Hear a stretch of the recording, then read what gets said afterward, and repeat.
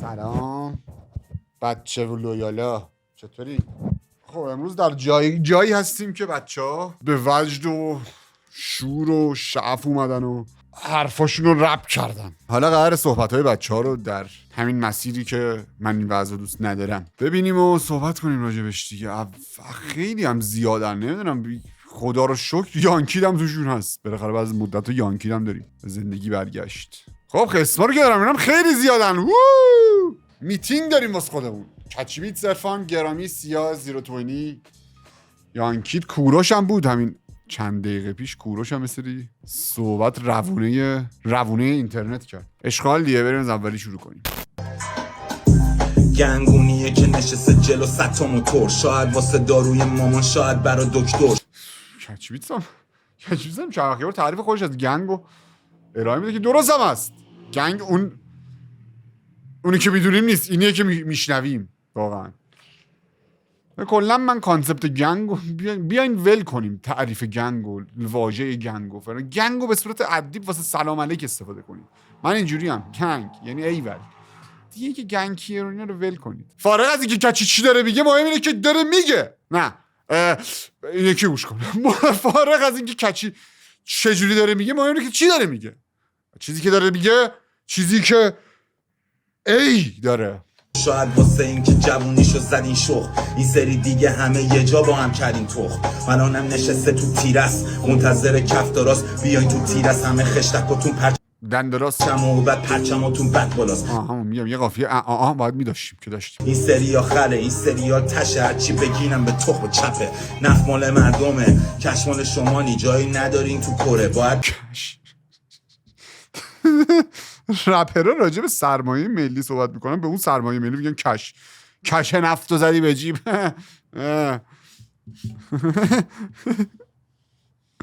بده حق فیتمو واسه جنگی که آخر داشتیم علیه چین. تش برین شمالی، کارتون تمومه، آسمون معلومه، آفتابی ابری. خواستین ریشه رو بزنین، دارین ریشا رو میزنین. نه ای ریشا رو نزنین، چون ما ریشا رو میکنیم. ای ما همه بگاهیامون بود تو رو میده، چرا نمیمیری مادر قبه؟ برو دیگه. ای خب من نمیدونم چه قسمتی از این فریستایل رو میتونم بذارم. حقیقتا فکر نمی‌کردم اینقدر غیر قابل گذاشتنم توش باشه. ولی دوستتون دارم، مهم نیست کجا باشم. بذار طعم زندگی رو ما هم بکشیم. یا گربه پا شده واساده دیگه میخواد بشه شیر. یا خب آرتیست بعدی عرفان شاهد اصلا رپ فقط نسل یک. فاک اوری نسلز.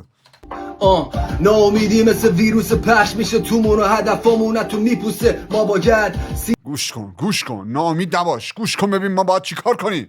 سیستمو کنیم ریبوتش تا کی بگیم ایران ویرونا و دکمه والیوم آپ همراه لاک همراه والیوم داون و 10 ثانیه نگردار. اوجش مال دیروزه میخونم واسه بابایی که ریبوت دیوایس. لبخند مصنوعی رو لب و روسیا مثل حاجی فیروزه. میخونم واسه مادری که داره زنده میبینه که آینده یه بچهش داره زنده میسوزه. واسه برادرها که میجنگن بی ترس از رفتن گردن زیر تیغ گیوتین این جوخه.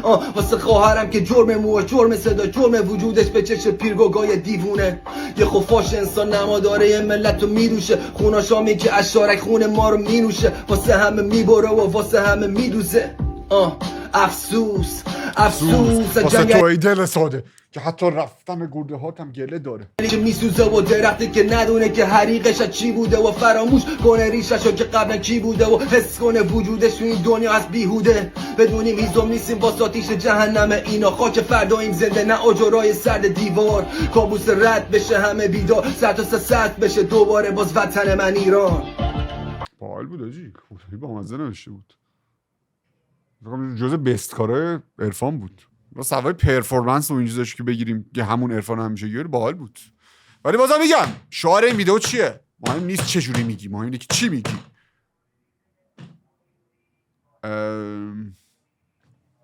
پیگاه نمیریم؟ نه بس این دو دستگی ها، الف بای خودت باشو بگیر. وقت هم بستگی هاست. دوتا نمیخوایم، همو میخوایم. دوتا دسته نیاز نداریم، همو نیاز داریم. علی جی با کلا راهبه ای. خواب به چشه یه ایران نمی اومد، صبح چجوری برم پادگان نمیدونم. آی وای،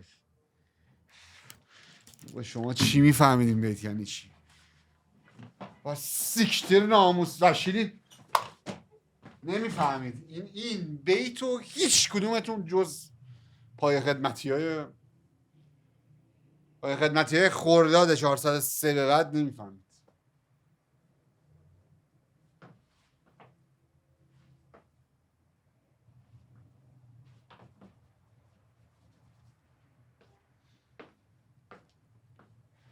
اون شب گوشی و خبر رو داستان چک کردن و اینکه صبح 4:30 باید باش 5:06 حضور بزنی این اصلا نمیفهمید. منتظر هم دیگه عاشقام نمیمونن، قبض زندگی اینجا به دلار میومد. بالا ارتفاع بودم نپریدم ترسیدم، حال مردم بده به ندادن اهمیت. غم خیابون تو هیاهو هم حس میشه، جون تو تنم نیست. غم خیابون تو هیاهو شاعر شده چی؟ سوختم انگار بنزینه، نمیتونم نفس بکشم. تحمیل شد پرنده رو به قفس بکشن، لذت بخش تو فکر هدف بمیرم. عین پرنده تو قفس میخونم. قافیه نمی نویسم. ببر خدا بالاتر درکم، خواب بودم سالها هر شب بس از خوابیدن حالا برگشتم. رو نبودم جسمم حرکتم، خالصیت حالا برجسته است توی خود جا بالا بنگم. توهمات حالا از فکر رفت میگم بمیر بالا بهتر. عروج کردم حاجی قالیچه پرنده ای من جا مونده.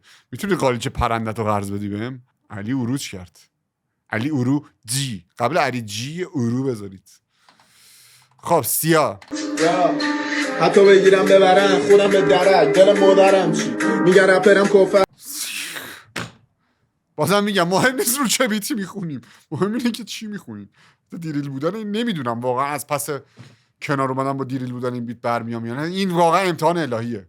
ما تو این 2-3 تا ویدیو سلیقه موسیقیمون رو گذاشتیم کنار، بیشتر سلیقه اندیشه رو داریم بررسی میکنیم و اینا. ولی واقعا دارید یعنی دارید پوشینگ مای لیمیتس میکنید، تستینگ مای پیشنس دارید میکنید.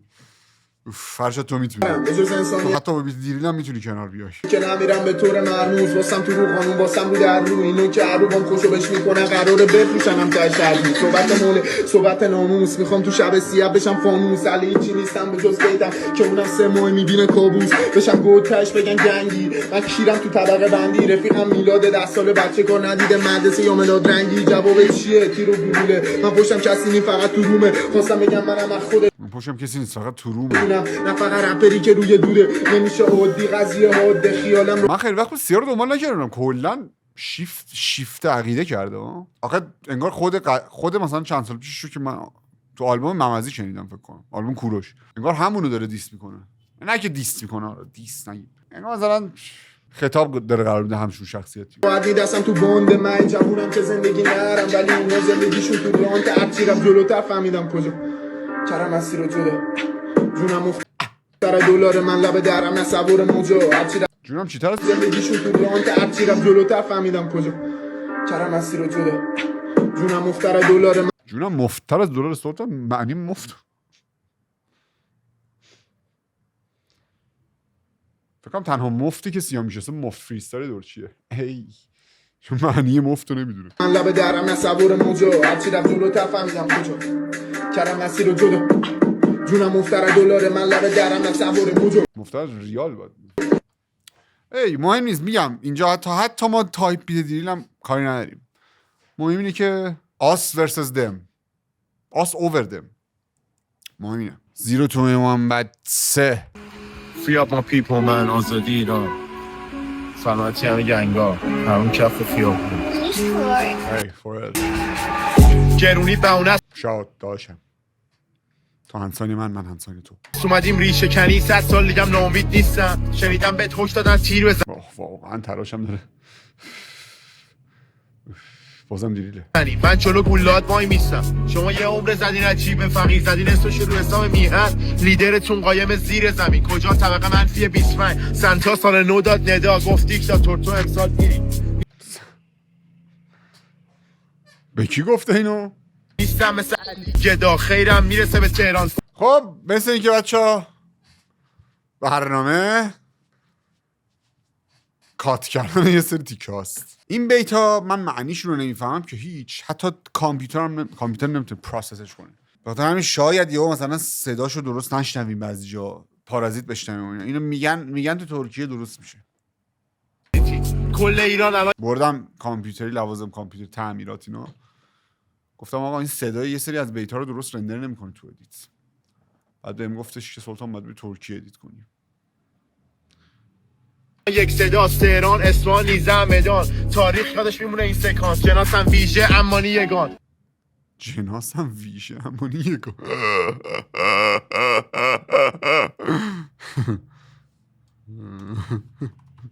آوازه بود. خب چیز بیانکیت مار گششه و خود زحاک میپیچه، ایرونی تو سری خورده ولی لات میمیره، فال نیک فاس غم ایام میگیره و شیر جلو لشگر کفدار میشینه. سرانی که تو خودت دارم به ساده زیستی مینوشن نوشدارو و زر تو جام لیتری، دست به 2-3 شده راه چاره ای، دست به 2-3 شده راه چاره هیچی. دیدم 3 شده دنبال چاره گشتم. خار مصرف میندازم به قبقب باد اسرت. یا اینکه تو حرفاتو همیشه زدی، نیازیست خیلی اینجا مثلا حرف خاصی بزنی. تو حرفاتو زدی جدی، فور ریل، ناموسواری. نمیشه ناقاره زد و سیبیل شای شیشتی، جون ناقابلو واسه خونه جاری خرج کنیم، قامت و صرف نگه داریم اگه قاضی خم بریم، اگه آرزو بیوه شد و خون پاچید از امید، واسه گذران تاریکی باز آتیش تن کنیم، واسه گذران از تاریکی باز آتیش تن کنیم. این که دورگلون نیادم مومه یه وقت مجبورم حرفامو توی لفافه بگم، دورده که دشکر اردشی بابکان قد داره به دست، حالا شما 7 باد بازی در دروازه ببر. میگم وطن ربطی به هفاد کیه؟ فقط یه دقیقه من سرچ کنم، اطلاعات تاریخی کمه.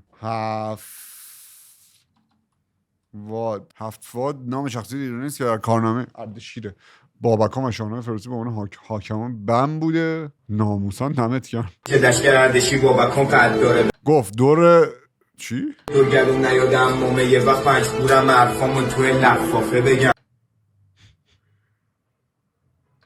دورده که دشکر دور دژ لشکر اردشی بابکان قد داره به دست، قد داره به دست. آها، اردشیر بابکان مثل این که میخواست شهر بمو فتح کنه. هفت‌واد چیز کرد، دروازه شما 7 باد بازی در دروازه ببر. میگم وطن ربطی به جایی که توش میمونی نداره، تالا شده بخوای بری ولی بی پولی نذاره، سرزمین حالا پاسپورت که بمونه، فرصت و یه بلیت طرفه ولی نه اون برا که پیروزی نداره. هی وای حاجی از اول این ویروسای دوندونم. وای اصلا حفره بیانکیت بودن موزیک فارسی پر نمیشه مگر با خود یانکیت. خواهی بری ولی بی پولی نذاره، سرزمین فرصت و یه بلیت یه طرفه ولی نه اون برا که پیروزی نداره. بچه پیروزیه. جمیل رقاصو نمیشه با جواز بشونی، با اینکه قدم کوتاست نمیده کفافی گونی، یا با ذلت بمیریم یا با تقاس بمونیم، ما جاه میطلبیم شما پناه بجوییم. حاجی خیلی باحال مینویسه یانکیت، نمیدونم چرا اینقدر به نظرم باحال مینویسه، خیلی باحال مینویسه. میدونید چیه قضیه؟ یه 2-3 تا قضیه هست. اولین قضیه اینه که ببینید ظرفیت هر اثر محدود و مشخص. یعنی شما به نظر من هر چقدرم ثقیل گویی کنی، ثقیل بنویسی و عمیق، بازم ظرفیتی که ملودی داره رو شعر نوشتن، این که حالا مثلا رپ و لیریکس رپ نداره، ظرفیت انتقال حس. هر چقدر تو بگی برای تک تک ابیات و آواهایی که قرار تلفظ کنی مهندسی کردی، تا وقتی ملودی نداره به نظرم ظرفیتش کوچیک‌تره از ظرفیتی که پرفورمنسی که ملودی نوت و حالا در هم آمیختن نوتای دیگه با هم دیگه ظرفیتی آزاد میکنه تو هر چقدر شعر سنگین و پرمحتوا و دغدغه‌مند بنویسی نمیتونی اون حجم حس منتقل کنی. حالا اینکه بعضی وقتا بچه‌ها مثلا یاس توی ریلیزایی که داره بعضا اینجوریه، سورنا توی بعضی ریلیزاش اینجوریه. حالا آدم فرق داره، سلیقه و سلیقه فرق داره. در مورد من اصلا یانکیت برای من این کارو میکنه، برای من کاری که از لیریکس انتظار ندارم انجام میده. واسه من شبیه معجزه است واسه من جدی. حالا تو سمت خودش چیه، هر کی توی سمت. مثلا اینکه مارسلو رو تو اون سمت دوست دارم، مثلا داره اونوری معجزه میکنه.